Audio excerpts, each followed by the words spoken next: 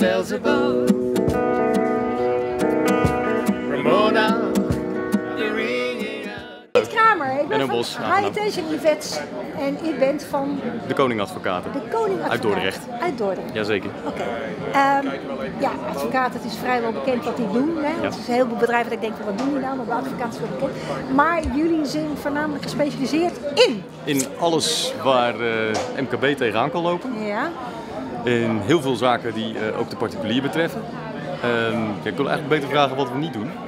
Wij hebben geen vreemdelingenrechtpraktijk. En voor wat betreft het MKB, alles tussen arbeidsrecht, contractenrecht, faillissementen. We hebben ook curatoren, meerdere zelfs. Algemene ondernemingsrechtelijke vragen. We hebben een incasso-praktijk. Voor de particulier meer het strafrecht en het familierecht. Ja. Dat laatste doet ondergetekende. Waarom bent u vandaag hier op deze beurs? Nou, we waren hier vorig jaar ook al. Ja. Toen was het iets kouder. Dus wat dat betreft hebben we het nu beter getroffen. Ja. En dat is goed bevallen. is goed bevallen. Een iets andere opzet natuurlijk nu met die mooie tentjes nu. Ja. En we dachten, nou ja, dat doen we nog eens een keertje. Het is natuurlijk leuk om je gezicht te laten zien, mensen leren kennen, nog een keer je gezicht te laten zien. Maar de bedoeling is natuurlijk ook dat er, kortweg gezegd, handel, zeker nieuwe klanten uitkomen. Dat klopt. Dat is natuurlijk het hoofddoel. Ja. En daarom staan we hier ook. Ja. Hebt u nou enig idee wat het uw bedrijf kost om een nieuwe klant binnen te halen? Hoeveel kost het nou? Hoeveel kost het om een nieuw? Nee, dat zou ik niet weten. Nee. Zou het interessant zijn om dat te weten? Wellicht. Ja. Als er nou een bedrijf Het kost best wel veel tijd, ja, dat weet ik wel.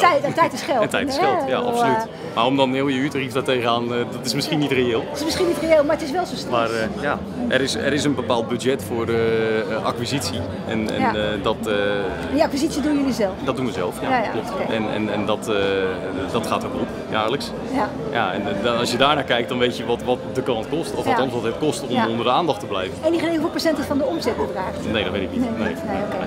Nou, dat zijn best wel interessante dingen misschien om een keer wel te weten. Of niet? Ja, zeker. Ja. Nou, er zit daar een bedrijfje, waar zitten ze nou? Daar bedoel ik, het heet Klantenfabriek. Steentje daar. Ja. Zij kunnen jou daar heel goed bij helpen. Dat is goed om te weten. Ik loop vast nog wel even een keer langs. Ik wil je vragen, mag ik een kaartje van je? Zeker. Want ze doen twee dingen. A, verloten ze een pilot van, zij noemen de salesmachine, waarbij aan het eind van die pilot kunnen ze jou precies vertellen wat die klant kost. En wat zij voor je kunnen doen om het goedkoper te maken en ze binnen te halen. Ja. En B, willen ze ook wel een keer een gesprek met je en dan is dat andere kaartje daarvoor. Als jij dat goed vindt, of als jullie dat goed vinden. Ik vind het prima. Ja? Ja hoor. Oké.